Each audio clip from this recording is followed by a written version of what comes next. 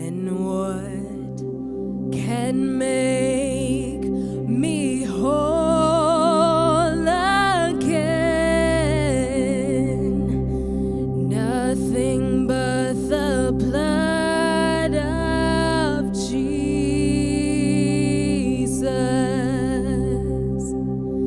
Oh, precious is the flow that makes me white as snow. No other fount I know, nothing but the blood of Jesus.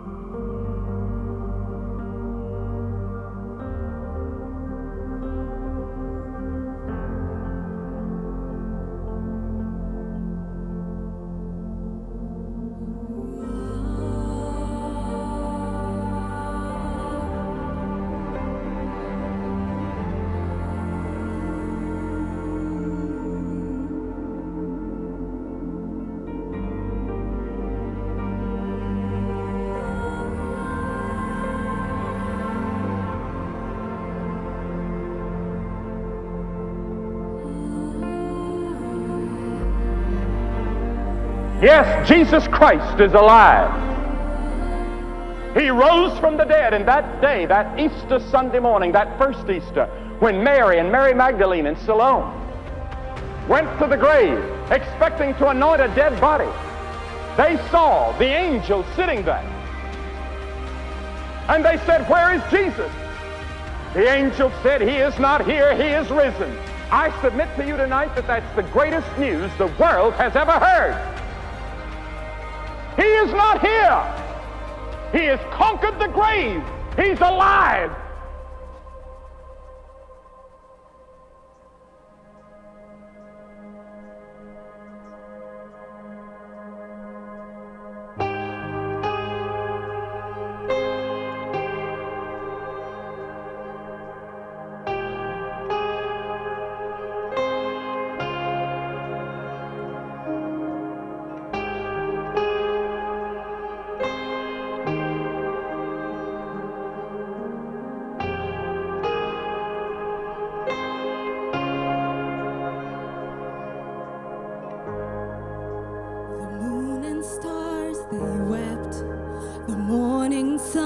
Was dead, the Savior of the world was fallen. His body on the cross, his blood poured out for us, the weight of every curse upon him.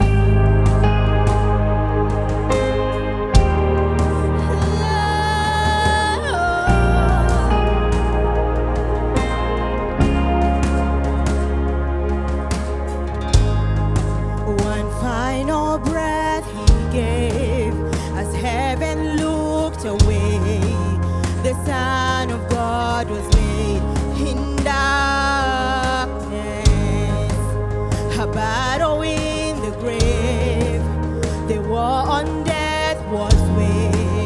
the power of hell forever broken. The ground began to shake, the sun was rolled away. His perfect love could not be overcome. Now death, where is your sting? Our resurrected King has rendered you defeated. Forever He is glorified. Forever He is lifted high. Forever He is risen. He is alive. He is alive. The ground began to shake. The sun was rolled away. His perfect love could not be overcome. Oh, death, where is your sting? Now death, where is your sting? Our resurrected King has rendered you defeated. Forever He is glorified. Forever He is lifted high. Forever He is risen. He is alive. He is alive. Forever He is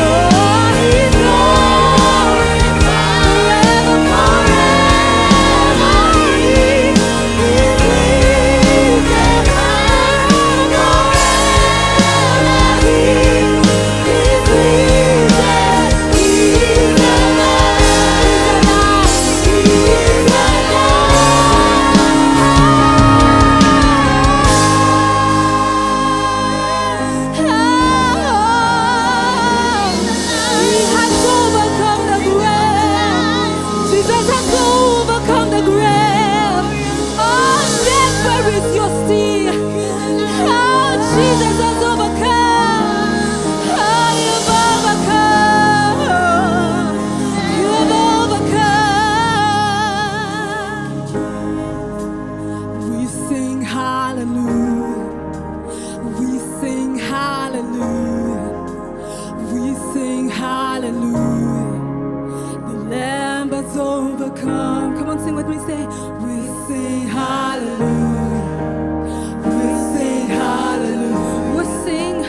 We sing hallelujah. The Lamb has overcome. Come on, sing a few minutes. Say, we sing hallelujah. We sing hallelujah. We sing hallelujah. The Lamb has overcome. Come on, say, we sing hallelujah. We sing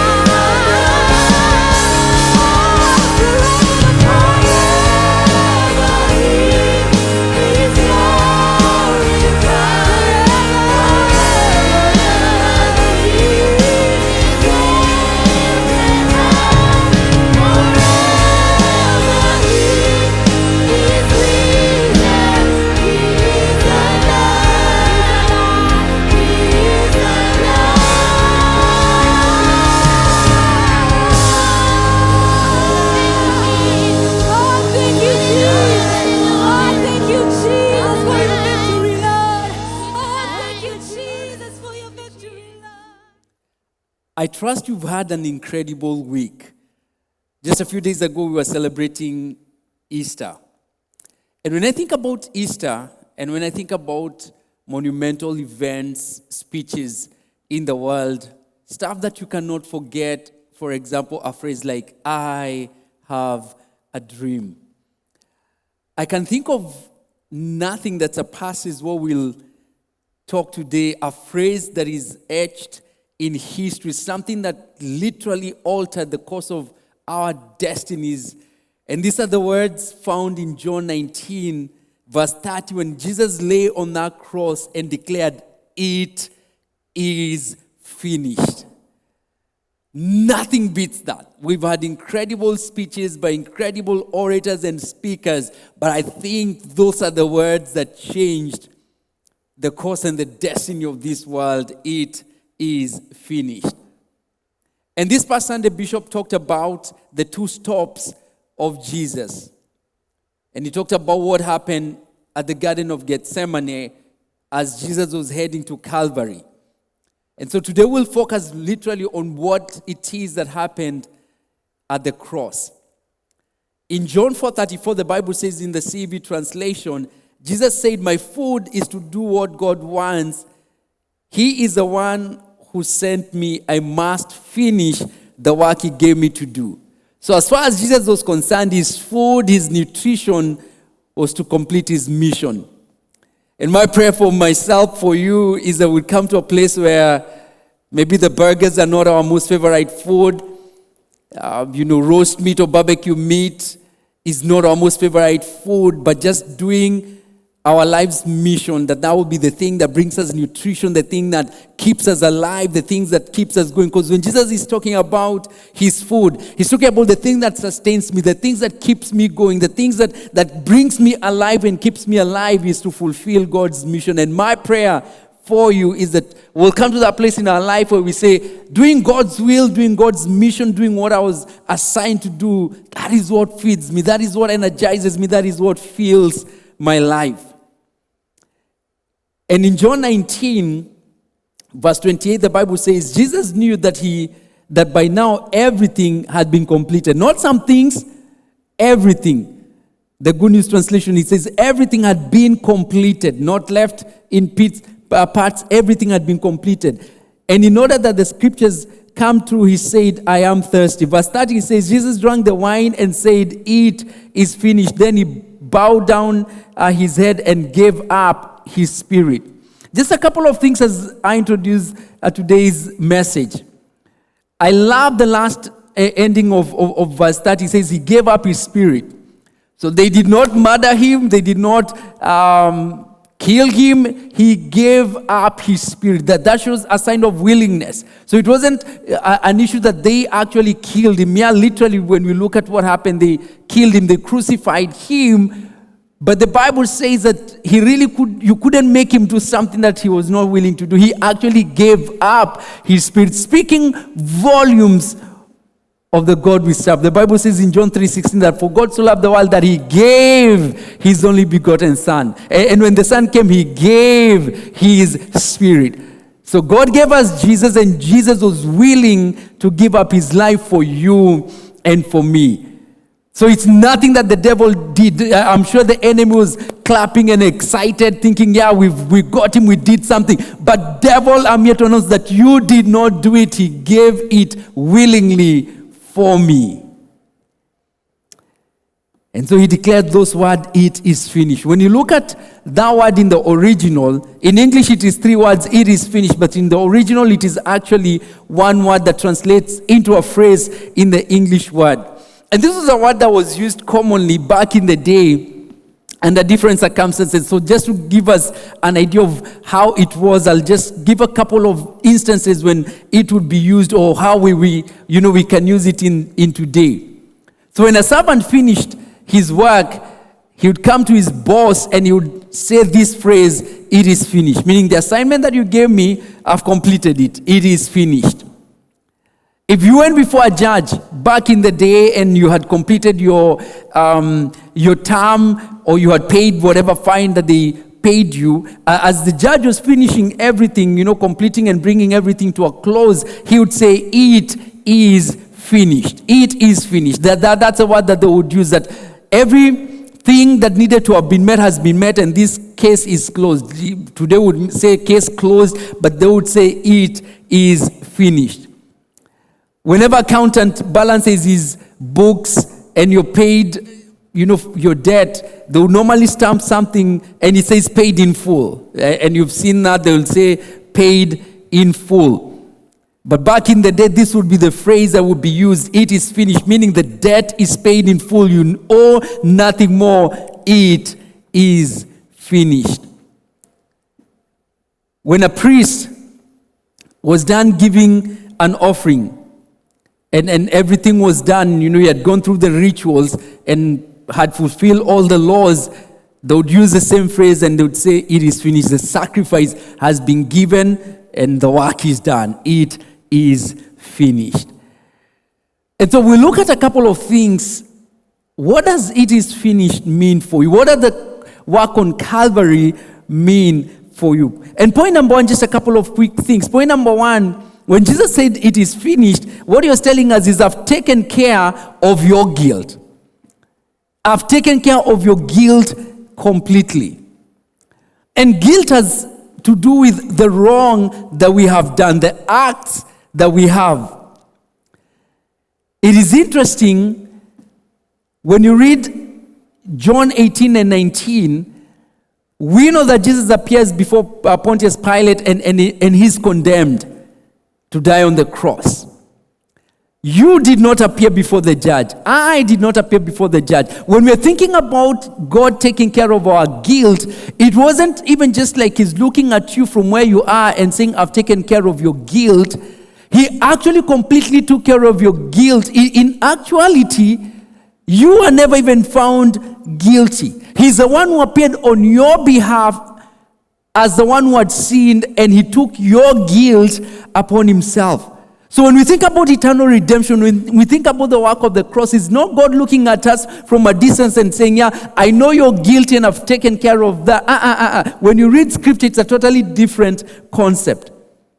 Colossians 2:14, the NLT translation says, "He canceled the record of the charges against us and took it by nailing it to the cross." So when he was on the cross, it was your guilt that was there. So it is not something necessarily that he did and is extending to you. No, he took your record of guilt, he took your sin, took it upon himself, and when he is on the cross, he is saying, "It is finished." All this is finished. Your sin, your guilt, everything that you've done is being nailed on the cross and being taken care of. In 2 Corinthians 5:21, the Amplified Translation, the Bible says, "He made Christ, who no knew sin, judicially to be seen on our behalf, so that in him we would become the righteousness of God." That is, we would be made acceptable to him and placed in the right relationship with him by his gracious loving kindness. So he made him who was not sin become sin. So when Jesus is on the cross, it is literally your guilt that is on the cross. He made him who knew no sin to be sin. So Jesus did not only take care of your guilt, he literally stood there and said, "I am guilty." So when we talk about him taking care of your guilt, it's not that he's extending it from where you are. He actually is on the cross and saying, "I'm the embodiment of your sin. I'm the embodiment of your fault. I'm the embodiment of everything that you have done. I stand here guilty. I've taken it upon myself. I am the sinner. I'm the liar. I'm the cheat. I'm the fraud. I am everything that you have done that is wrong." And so when he says, "It is finished," it literally is finished on that cross. It is not something that he's going to come and do later. He's actually picked everything and is displaying it and saying, "I am the one who's guilty and I have taken care of this." So when he's saying it is finished, he's taken care of your guilt. The second thing is he paid my penalty. Romans 8, 3-4, the Bible says, the law of Moses was unable to save us because of the weakness of our sinful nature. So God did what the law could not do. He sent his son in a body like the bodies we sinners have. Again, remember what I just said. And in that body, God declared an end to sin's control over us by giving his son as a sacrifice for our sins. He did this so that the just requirement of the law could be fully satisfied for us who no longer follow our sinful nature but instead follow the Spirit. So what we are seeing is that the law, there are certain things that it could not do.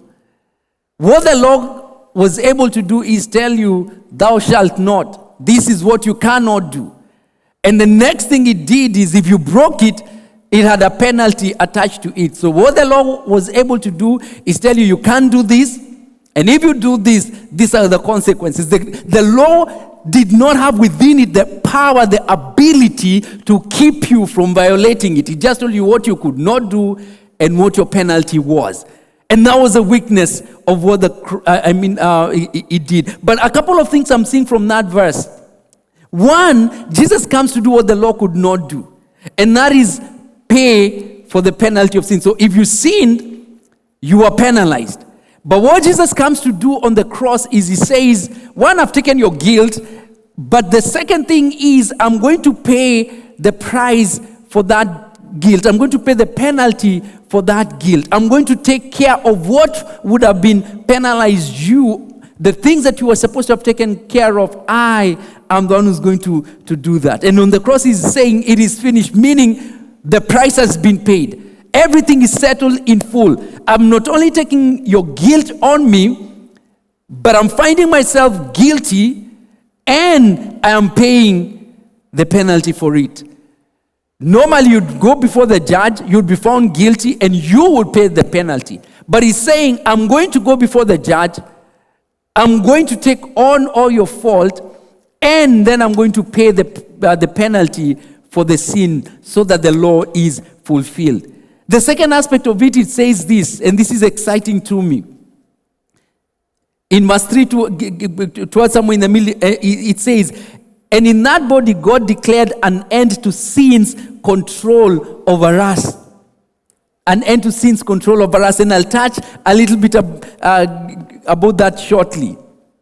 So God takes care of the penalty of sin. If you read Hebrews 9:15, the Bible says, for Christ died to set us free from the penalty of the sins they had committed under the first covenant. Let me read that again. For Christ died to set them free from the penalty of the sins they had committed under the first covenant. So under the law, we had committed sin.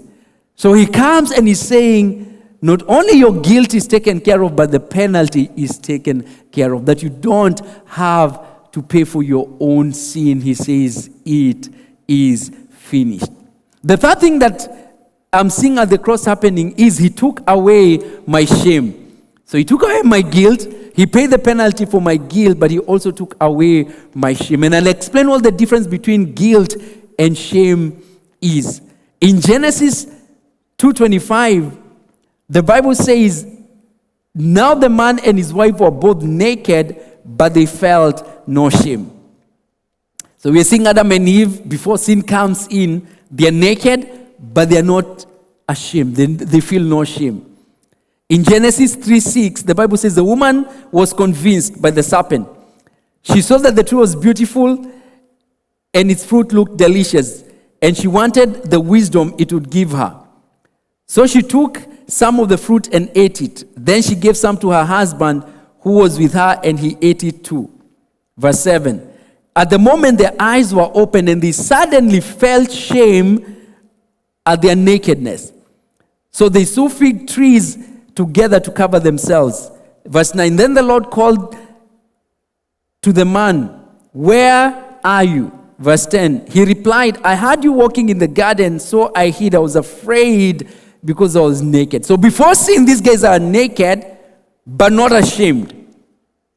After sin comes in, the Bible says that they felt ashamed. They saw their nakedness. They felt ashamed. And of course, they tried to cover, they tried to hide from God because they were feeling ashamed of what they had done. So when you think about guilt, guilt has to do with the action of what you did. You did something wrong.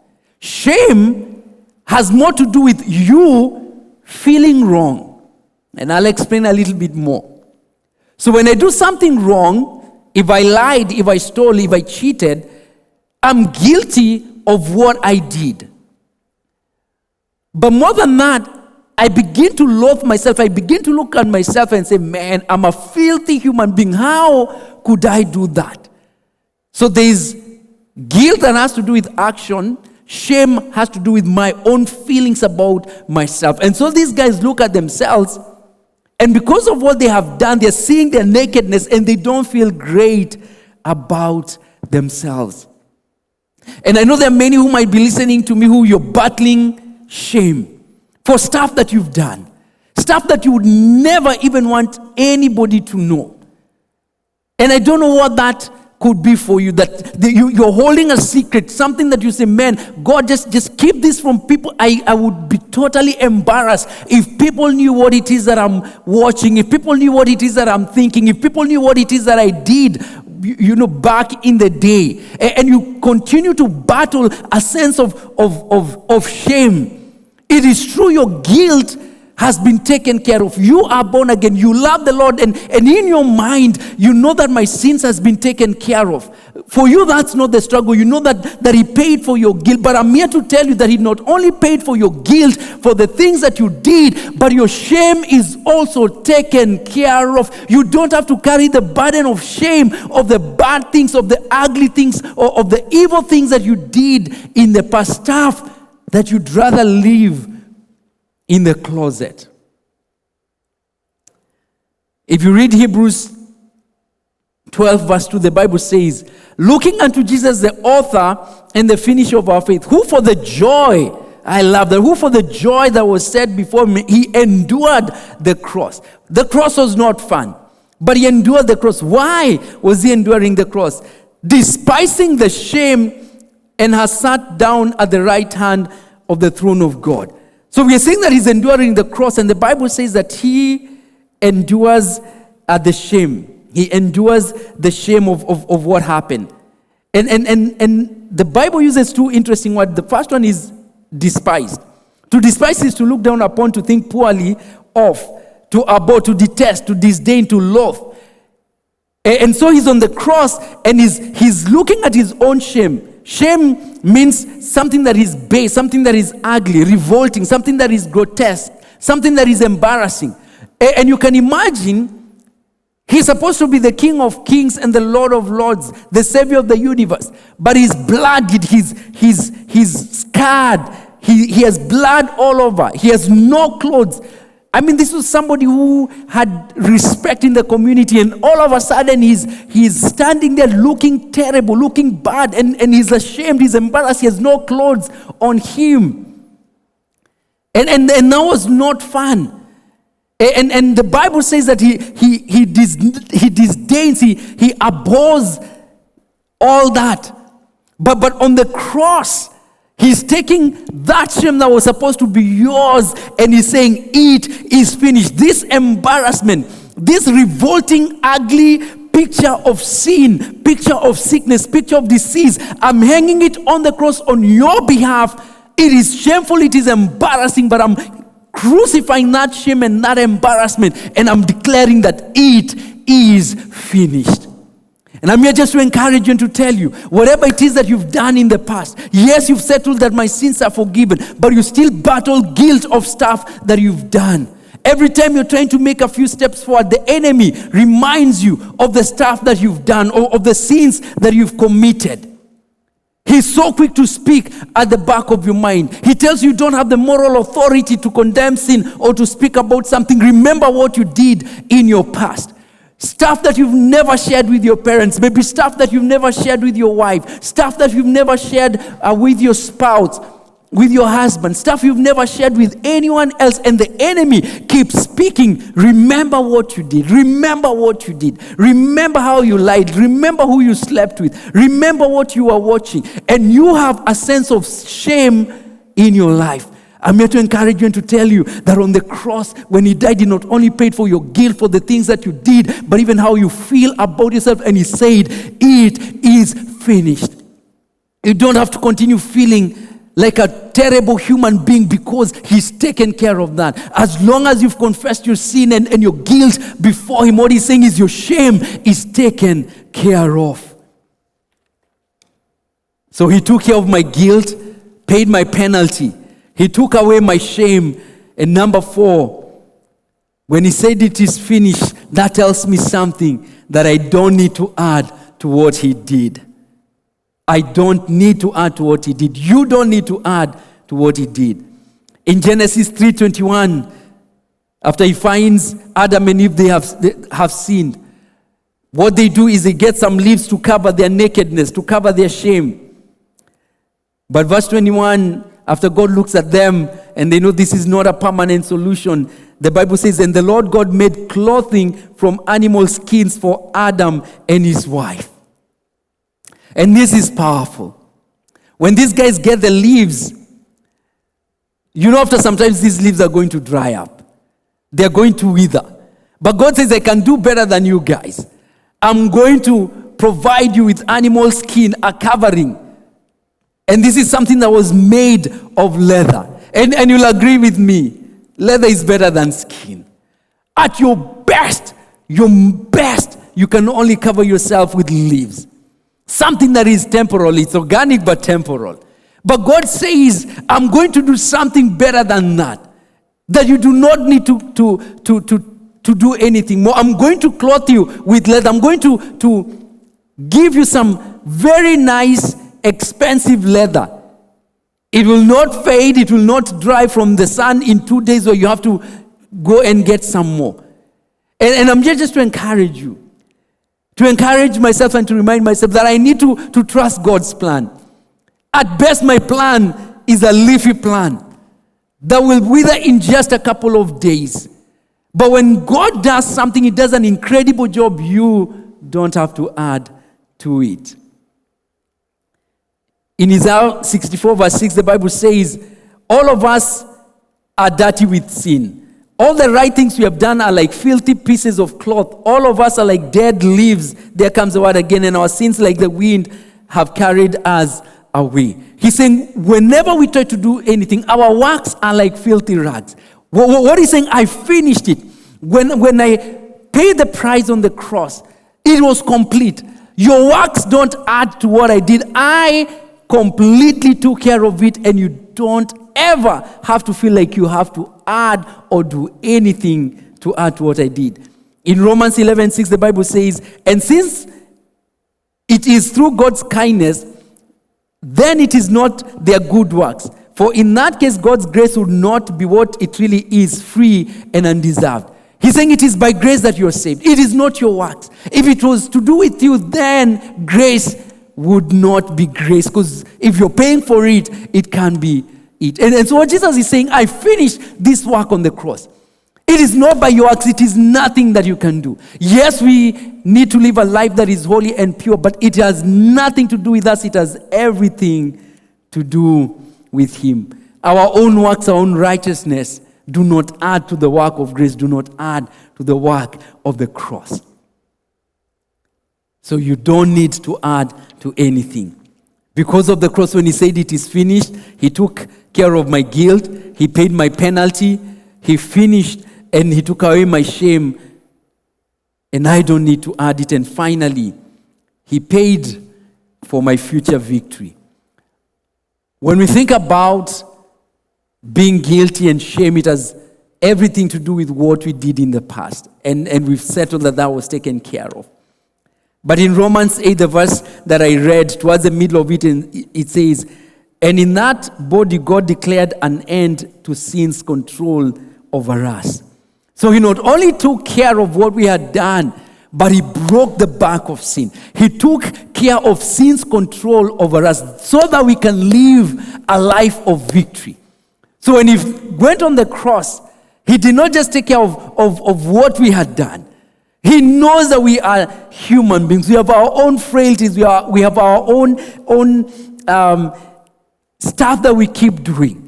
But the Bible says when we confess our sins, he's faithful and just. He does not need to go to the cross again and again every time you sin and confess. He's not having to go to the cross. He did a complete job and he said, it is finished. I'm taking care of the control of sin over your life, of the control of what you could ever even think of doing. I've taken care of that.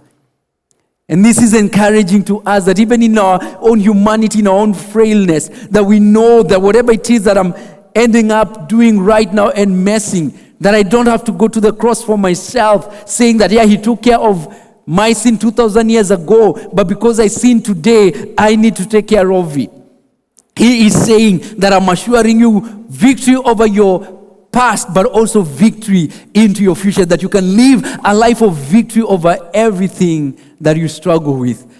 And if you're as human as I am, I have issues, I have stuff that I battle with, thoughts that I battle with, acts that I battle with. But what God is saying is that it is finished. I've taken care of it. I've guaranteed your victory. My power, my blood is able. By reason of the anointing, chains are broken, burdens are lifted. I've taken care of not only what you did, but I'm giving you victory over sin in the future. When he said it is finished, he literally meant it. He was not bluffing. He actually meant it.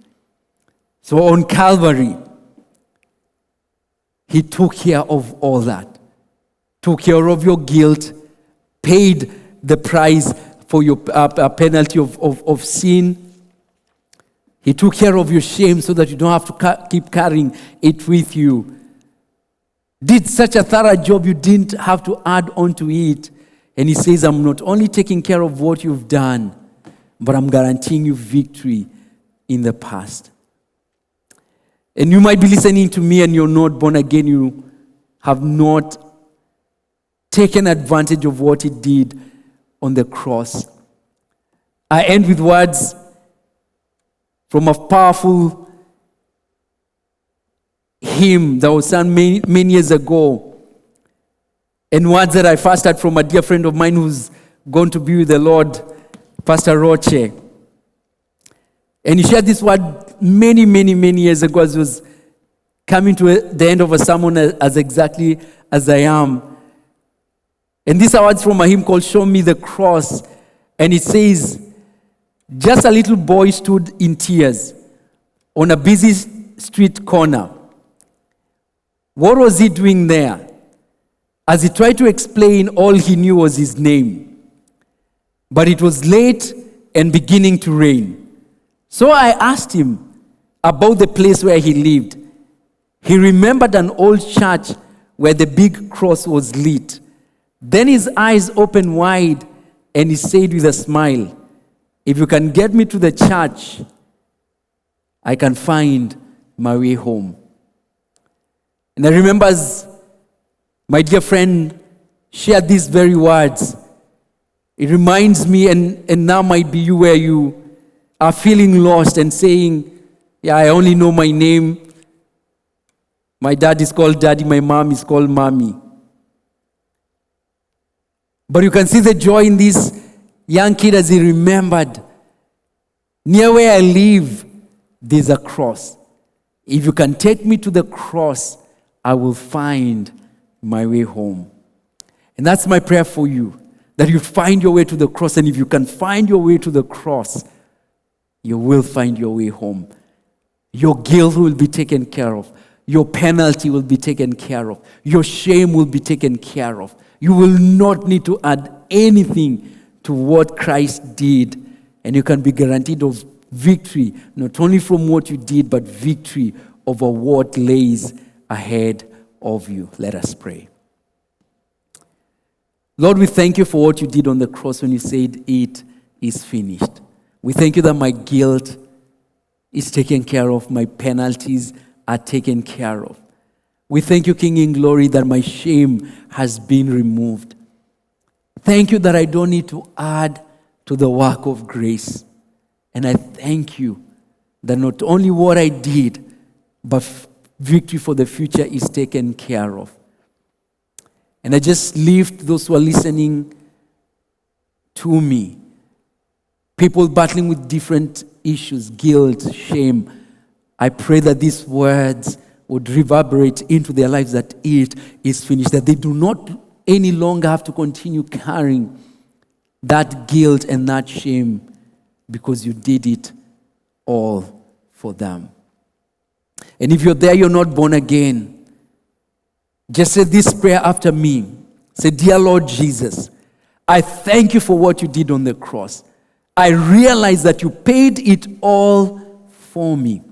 And I surrender my life to you. I pray that you'd cleanse me, that you'd wash me, forgive my sins, and save me from what I did and from all the mistakes I will ever do.